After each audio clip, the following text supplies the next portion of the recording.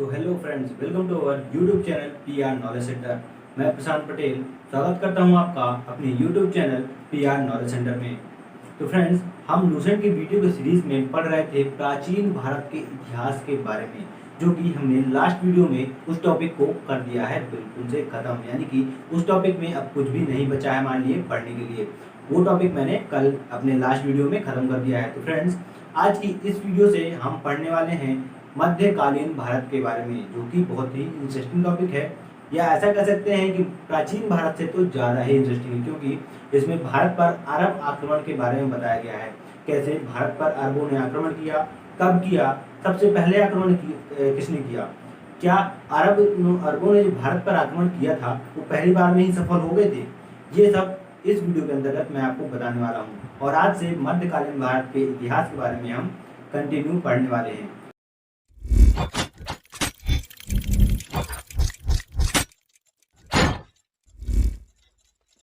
तो फ्रेंड्स, सबसे पहले हम इस वीडियो में पढ़ने वाले हैं भारत पर अरबों के आक्रमण को, यानी कि भारत पर अरबों ने किस प्रकार आक्रमण किया, कब किया, पहली बार में सफल हुए या नहीं। तो लूसेंट बुक में हमने जो भारतकालीन भारत का इतिहास ये टॉपिक स्टार्ट किया है, उसमें सबसे पहला टॉपिक दिया गया है भारत पर अरबों का आक्रमण। तो चलिए फ्रेंड्स, जान लेते हैं कि भारत पर अरबों का आक्रमण किसके नेतृत्व में, यानी कि किसके नेतृत्व में भारत पर पहला सफल आक्रमण किया गया था। अरबों ने भारत पर कई बार आक्रमण किया था, इसकी बहुत बार प्रयास किया था, लेकिन भारतीय शासक बहुत ज्यादा बलशाली हुआ करते थे, बहुत ऐसे छोटे मोटे राजा नहीं हुआ करते, बहुत साम्राज्य उनका विस्तार होता था, बहुत शक्तिशाली होते थे, तो आसान नहीं था भारत पर आक्रमण करना। लेकिन 712 ईस्वी में मोहम्मद बिन कासिम के नेतृत्व में अरबों ने सर्वप्रथम जीत प्राप्त की सिंध पर। यानी सबसे पहले कहाँ जीत प्राप्त की इन्होंने, अरबों ने सिंध पर जीत प्राप्त की। बहुत सारे प्रयासों के बाद कई सारे प्रयास किए उन्होंने, लेकिन कहीं सफलता नहीं मिली। सबसे पहले इसने सफलता प्राप्त की, अरबों ने भारत पर आक्रमण किया। कब किया?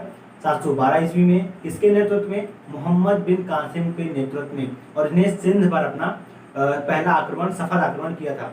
जब सिंध पर इन्होंने आक्रमण किया था तो उस समय सिंध का शासक कौन था? उस समय सिंध का शासक दाहिर था। तो फ्रेंड्स, आप इसे नोट करें कि भारत पर अरबों के प्रथम सफल आक्रमण के समय सिंध का शासक कौन था? तो उस समय सिंध का शासक दाहिर था। अरब भारत पर आक्रमण शासन के उद्देश्य से नहीं करते थे। बिल्कुल, जब उन्होंने प्रारंभ में भारत पर आक्रमण किया, उनका उद्देश्य शासन करना या राज्य को हथियार लेना बिल्कुल भी नहीं था। उनका एकमात्र उद्देश्य था यहाँ की धन दौलत लूटना, क्योंकि उस समय भारत हमारा बहुत ज्यादा धनवान हुआ करता था। इस वजह से अरब भारत पर आक्रमण केवल धन दौलत लूटने के उद्देश्य से और अपने इस्लाम धर्म का प्रचार प्रसार करने के उद्देश्य से, केवल दो ही मुख्य कारण थे। कौन कौन से? धन दौलत लूटना और अपने इस्लाम धर्म का प्रचार प्रसार करना। इसके अलावा इनका कोई भी मुख्य उद्देश्य नहीं था। तो इसी दो कारण की वजह से अरबों ने भारत पर आक्रमण किया। भारत पर अरबों के आक्रमण के बाद दूसरे बुक में हमारा टॉपिक दिया हुआ है महमूद गजनी के बारे में, जिसने भारत पर 17 बार आक्रमण किया है। इस वजह से बहुत ज्यादा फेमस शासक था किसका? अरबों का। तो महमूद गजनी के बारे में जानने से पहले हम उसके पहले जान लेते हैं गजनी साम्राज्य की स्थापना किसने की, इसका स्थापना कब की गई, किसने की, और इस पर किन किन शासकों ने शासन किया, और कैसे महमूद गजनी साम्राज्य का राजगद्दी पर गजनी साम्राज्य का शासक बनता है। और फिर इसने भारत पर क्रमशः 17 बार आक्रमण किया। कब किया, इसके मुख्य आक्रमण कौन कौन से थे, वो सब हम जानेंगे। तो चलिए फ्रेंड, स्टार्ट करते हैं थोड़ा सा गजनी साम्राज्य की स्टार्टिंग से। गजनी साम्राज्य की स्थापना किसने की थी? तो गजनी साम्राज्य की स्थापना की थी 932 ईस्वी में तुर्क सरदार अलप्तगीन नाम का एक तुर्क सरदार था। उसने 932 ईस्वी में गजनी साम्राज्य की स्थापना की थी। इसने गजनी साम्राज्य की स्थापना करने के पश्चात गजनी को ही गजनी साम्राज्य की राजधानी घोषित कर दिया। अब अलप्तगीन की मृत्यु के पश्चात उसका शासक, गजनी साम्राज्य का शासक बना प्रीतिगीन। प्रीतिगीन ने 972 ईस्वी से 977 ईस्वी तक गजनी साम्राज्य में शासन किया था। अलप्तगीन की मृत्यु के पश्चात किसने शासन किया? प्रीतिगीन ने 972 ईस्वी से 977 ईस्वी में शासन किया। अब प्रीतिगीन इसलिए यहाँ पर इंपॉर्टेंट पॉइंट बनता है क्योंकि प्रीतिगीन के शासन काल में ही भारत पर प्रथम अरब आक्रमण किया गया था। तो इसे फ्रेंड्स आप नोट करें कि प्रीतिगीन, जो अरब शासक प्रीतिगीन के शासनकाल में प्रथम अरब आक्रमण किया गया था भारत पर। इसके बाद हम बात करते हैं प्रीतिगीन के बाद कौन? सुबुक्तगीन आते हैं गजनी साम्राज्य की राजगद्दी पर बैठते हैं, जो कि 977 ईस्वी में। अब सुबुक्तगीन कौन था? सुबुक्तगीन अलप्तगीन, जो जिसने गजनी साम्राज्य की स्थापना की थी, अलप्तगीन के दामाद और गुलाम दोनों थे, यानी कि अलप्तगीन ने इनको अपना गुलाम बनाया हुआ था, लेकिन इन्होंने अलप्तगीन की पुत्री से शादी की और इनका दामाद बन गया। तो अलप्तगीन का दामाद तथा गुलाम दोनों कहा जा सकता है किसको? सुबुक्तगीन को। ये 977 ईस्वी में पीलितीगीन के बाद मगध की नहीं फ्रेंड्स, किसकी? गजनी साम्राज्य की राजगद्दी पर बैठ जाता है। कब? 977 ईस्वी में। फ्रेंड्स आप ये सन 977 ईस्वी में बैठे, इसके बाद शासक कौन हुआ, ये सब आप बिल्कुल ध्यान से सुने। यहीं से इंपॉर्टेंट पॉइंट्स बनते हैं और यहीं से इंपॉर्टेंट क्वेश्चन पूछे जाते हैं। तो अलप्तगीन का गुलाम तथा दामाद सुबुक्तगीन 977 ईस्वी में गजनी साम्राज्य की राजगद्दी पर बैठता है। अब सुबुक्तगीन महमूद गजनी, जिसके हम इस टॉपिक पे हमने स्टार्टिंग किया था, महमूद गजनी सुबुक्तगीन का ही पुत्र था। यानी किसका पुत्र था महमूद गजनी? इसके पिता का नाम क्या था? सुबुक्तगीन के का पुत्र था महमूद गजनी। इसका जन्म हुआ था 1 नवंबर 971 ईस्वी में। महमूद गजनी का जन्म हुआ था, कहाँ हुआ था? गजनी साम्राज्य में ही महमूद गजनी का जन्म हुआ था 1 नवंबर 971 ईस्वी में। अब गजनी साम्राज्य पर किसने कौन शासन कर रहा था? अभी सुबुक्तगीन शासक कर रहा था। तो सुबुक्तगीन शासक के शासन काल में महमूद गजनी खुरासन का शासक था।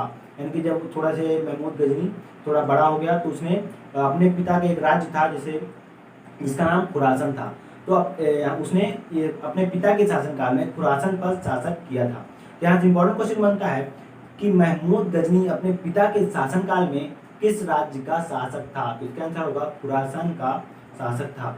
महमूद गजनी 27 वर्ष की आयु में, अपने पिता की मृत्यु के पश्चात 27 वर्ष की आयु में, यानी कि 998 ईस्वी में गजनी साम्राज्य की राजगद्दी पर बैठ जाता है। कब बैठता है फ्रेंड्स? 27 वर्ष की आयु में 998 ईस्वी में राजगद्दी पर बैठता है।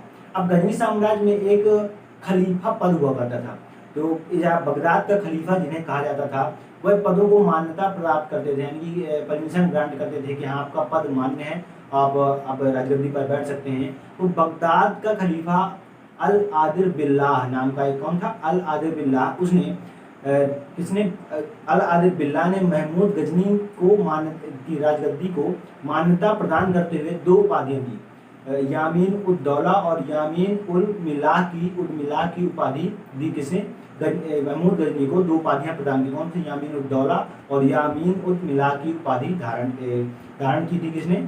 महमूद गजनी ने। और इसे दी किसने थी? इसे बगदाद के खलीफा अल आदिर बिल्लाह ने दी थी। तो यहाँ पर 2 इंपॉर्टेंट क्वेश्चन बने कि महमूद गजनी ने कौन सी 2 उपाधियां धारण की थी? तो पहली थी यामीन उद दौला और दूसरी थी यामीन उद मिलाह। महमूद गजनी को ये दोनों उपाधियां प्रदान की थी किसने? बगदाद के खलीफा अल आदिर बिल्लाह ने प्रदान की। अब जैसा कि मैंने आपको स्टार्टिंग में बताया था महमूद गजनी के बारे में कि महमूद गजनी ने भारत पर कुल 17 बार आक्रमण किया था। तो महमूद गजनी ने भारत पर 17 बार आक्रमण किया था। इसने सबसे पहला आक्रमण अपना किया था 1000 ईस्वी में, 1000 ईस्वी में इसने अपना पहला आक्रमण किया था। 998 ईस्वी में यह महमूद गजनी साम्राज्य का शासक बन जाता है और 1000 ईस्वी में ये पहला आक्रमण करता है। कहाँ पर? पेशावर में। 1000 ईस्वी में पेशावर में ये अपना पहला सफल आक्रमण करता है और वहाँ के कुछ राज्यों को यानी कुछ भागों को अपने अधिकार में कर लेता है और वहाँ से वापस गजनी साम्राज्य लौट जाता है। अब महमूद गजनी का उद्देश्य केवल क्या था? धन संपत्ति को लूटना और अपने धर्म का प्रचार प्रसार करना था।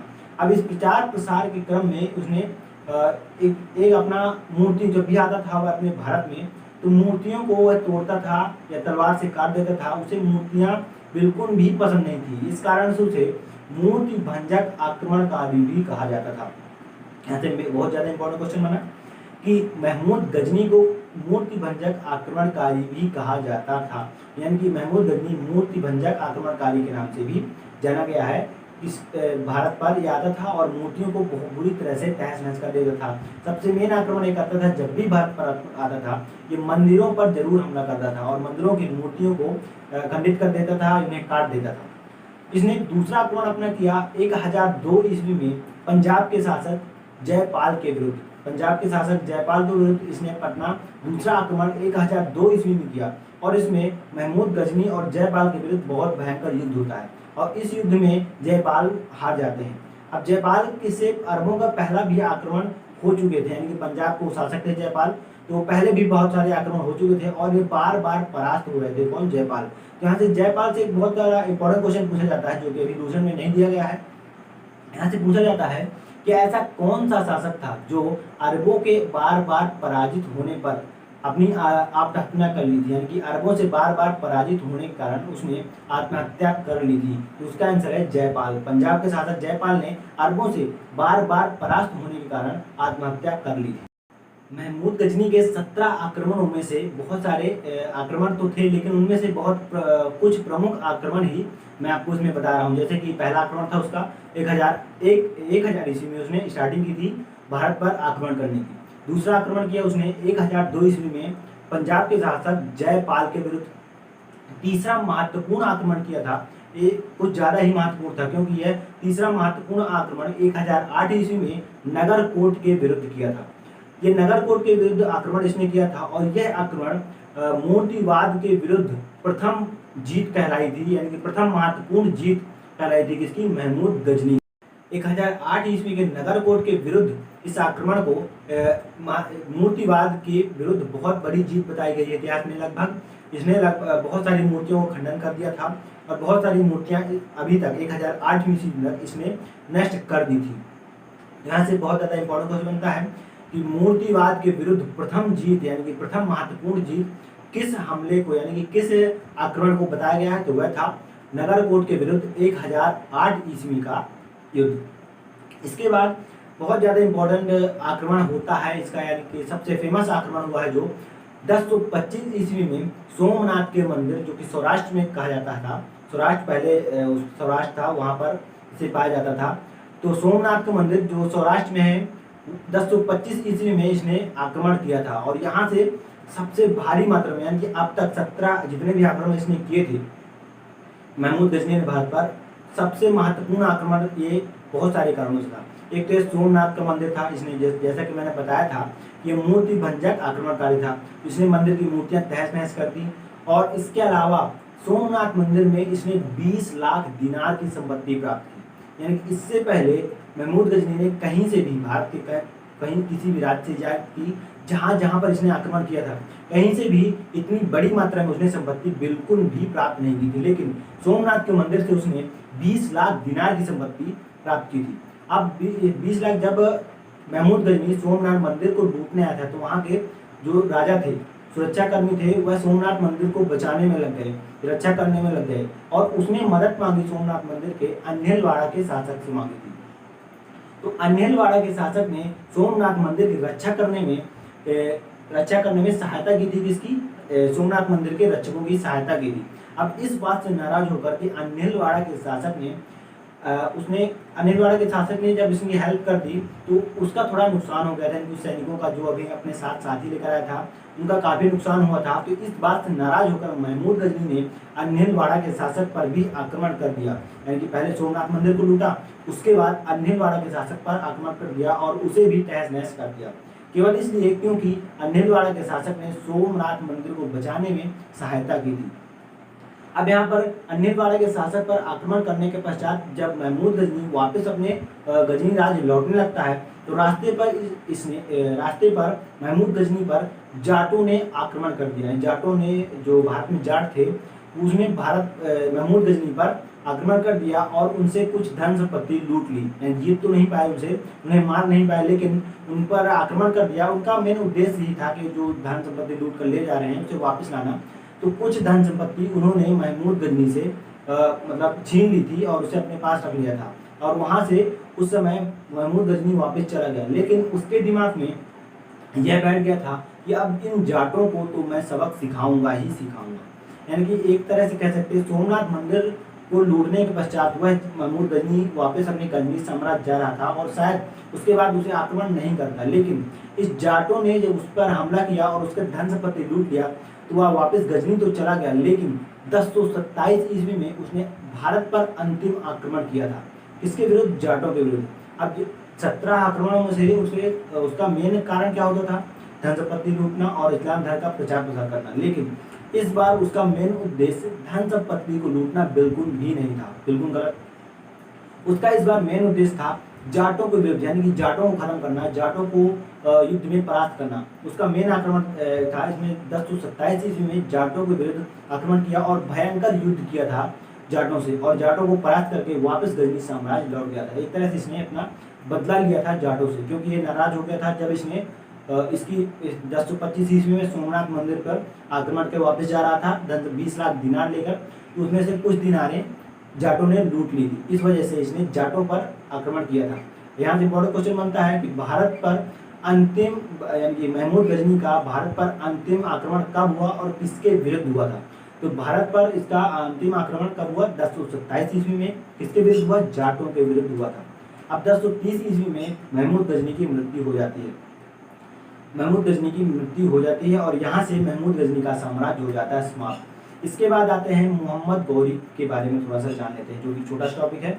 और मोहम्मद गौरी के बाद हम जानेंगे गुलाम वंश जो कि कैसे पला, यानी कि अरब अब भारत पर आक्रमण के धन संपत्ति के बाद अब शासन करना भी आरंभ करेंगे। मोहम्मद गौरी के बाद हम ये सब पढ़ेंगे। मोहम्मद गौरी के बारे में हम जान लेते हैं। मोहम्मद गौरी एक गौर नाम का राज्य था जो कि महमूद गजनी के अधीन एक गौर नाम का एक राज्य था। तो 1173 ईस्वी में महमूद गजनी गौर राज्य का राजगद्दी पर बैठता है। महमूद गजनी का पूरा नाम शहाबुद्दीन महमूद गजनी था। शहाबुद्दीन महमूद गजनी 1173 ईस्वी में गौर राज्य की राजगद्दी पर बैठता है। 1175 ईस्वी में भारत पर पहला आक्रमण किया शहाबुद्दीन महमूद गजनी ने। किसके विरुद्ध किया था? मुल्तान के विरुद्ध किया था। तो इम्पोर्टेंट क्वेश्चन यहाँ से बना कि शहाबुद्दीन महमूद गजनी ने भारत पर प्रथम आक्रमण कब किया और किसके विरुद्ध किया? तो शहाबुद्दीन महमूद गजनी ने भारत पर प्रथम आक्रमण किया था 1175 ईस्वी में मुल्तान के विरुद्ध। शहाबुद्दीन मोहम्मद गौरी का ने दूसरा आक्रमण किया भारत पर 1178 ईस्वी में। 1178 ईस्वी में इसने पाटन गुजरात के विरुद्ध इसने आक्रमण किया था। और इस समय यहाँ का शासक, गुजरात का शासक कौन था? भीमद्वितीय था। इस भीमद्वितीय ने शहाबुद्दीन महमूद गजनी को, शहाबुद्दीन मोहम्मद गौरी को बुरी तरह से परास्त कर दिया था। यहाँ पर इसने दो युद्ध लड़े, पहला 1175 ईस्वी में, दूसरा 1178 ईस्वी में। इसके बाद इसके लाइफ टाइम इसने अपने बहुत सारे युद्ध लड़े, लेकिन उनमें से बहुत ज़्यादा इंपॉर्टेंट क्वेश्चन आते हैं जिनसे वो युद्ध मैं आपको बता देता हूँ। इसने मुख्य 3 युद्ध लड़े थे जो इसके लाइफ के बहुत ज़्यादा इंपॉर्टेंट युद्ध माने जाते हैं। इनमें से 2 युद्ध ये जीता था और एक युद्ध हार गया था। तो इसके तराइन का युद्ध था, तराइन का युद्ध प्रथम और तराइन का युद्ध द्वितीय। इसमें 2 युद्ध लड़े थे तराइन के। तीसरा युद्ध इंपॉर्टेंट युद्ध था इसका चंदावर का युद्ध। तो तराइन का प्रथम युद्ध हुआ था 1191 ईस्वी में। किसके बीच हुआ था? मोहम्मद गौरी और पृथ्वीराज के बीच हुआ था। तो तराइन का प्रथम युद्ध पृथ्वीराज ने जीत लिया था, यानी कि गौरी को इसने हरा दिया था 1191 ईस्वी में और पृथ्वीराज इस युद्ध में जीत गए थे। लेकिन द्वितीय युद्ध यानी कि तराइन का द्वितीय युद्ध हुआ 1192 ईस्वी में। फिर से इसने आक्रमण किया पृथ्वीराज चौहान पर। तो पृथ्वीराज चौहान और गौरी के बीच फिर युद्ध होता है और इसमें मोहम्मद गौरी विजयी होता है। इसके बाद तीसरा इंपॉर्टेंट युद्ध है चंदावर का युद्ध। इस चंदावर के युद्ध में युद्ध होता है मोहम्मद गौरी और जयचंद्र के बीच में। जयचंद्र और मोहम्मद गौरी में चंदावर के युद्ध में मोहम्मद गौरी फिर से विजयी हो जाता है। अब इसी तरह ये बहुत सारे युद्ध लड़ता है और उनमें से कई सारे में जीत जाता है, लेकिन मुख्य इंपॉर्टेंट जो युद्ध थे उनमें से मैंने आपको बताया तराइन का प्रथम युद्ध 1192 ईस्वी, तराइन का द्वितीय युद्ध 1192 ईस्वी और प्रथम युद्ध 1191 ईस्वी और चंदावर युद्ध 1194 ईस्वी में।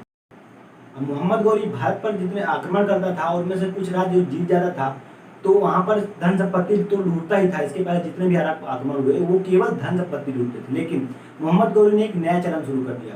नया चलन क्या शुरू किया कि इसने जितने भी भारत के प्रदेश जीतता था उनमें अपना एक एक गुलाम सेनापति छोड़ जाता था। कहाँ? वहाँ पर शासन करने के लिए। तो यहीं से मोहम्मद गौरी ने ही स्टार्टिंग की थी, यहाँ से गुलाम वंश पे आप शासन करने कह सकते हैं। तो इसने अपना गुलाम छोड़ा था ऐबक नाम से, कुतुबुद्दीन ऐबक नाम का आपने सुना होगा, जो कि गुलाम वंश के संस्थापक भी हैं। कौन? गुलाम वंश का संस्थापक कौन है? कुतुबुद्दीन ऐबक। तो यहीं से महमूद गजनी चला जाता है, अपना गजनी साम्राज्य वापस चला जाता है और भारत पर जीते हुए प्रदेशों पर अपने गुलाम को छोड़ जाता है। उसका नाम क्या था? कुतुबुद्दीन ऐबक। तो यहाँ कुतुबुद्दीन ऐबक अब गुलाम वंश की स्थापना कर देता है भारत पर और यहाँ से शासन करना शुरू कर देते हैं गुलाम वंश, यानी कि अरब अब यहाँ से शासन करना शुरू कर देते हैं। किस नाम से? गुलाम वंश। तो यहाँ से कुतुबुद्दीन ऐबक और फिर आगे जितने भी शासक आएंगे वो सब गुलाम वंश के शासक कहलाएंगे, यानी कि अब गुलाम ही यहाँ पर शासन करते हैं। शहाबुद्दीन मोहम्मद गौरी की मृत्यु 15 मार्च 1206 ईस्वी में हो जाती है और यहाँ से मोहम्मद गौरी का शासन हो जाता है समाप्त। लेकिन भारत पर अब यहाँ से स्टार्ट हो जाता है कौन? गुलाम वंश का शासन स्टार्ट हो जाता है। किसने स्टार्ट किया था? कुतुबुद्दीन ऐबक ने। तो फ्रेंड्स, कुतुबुद्दीन ऐबक और गुलाम वंश के बारे में हम जानेंगे नेक्स्ट वीडियो में। आज की वीडियो में इतना ही। अगर आपको वीडियो अच्छा लगा हो तो लाइक करें, सब्सक्राइब करें और शेयर करना बिल्कुल भी ना भूलें। तो फ्रेंड्स, मिलते हैं नेक्स्ट वीडियो।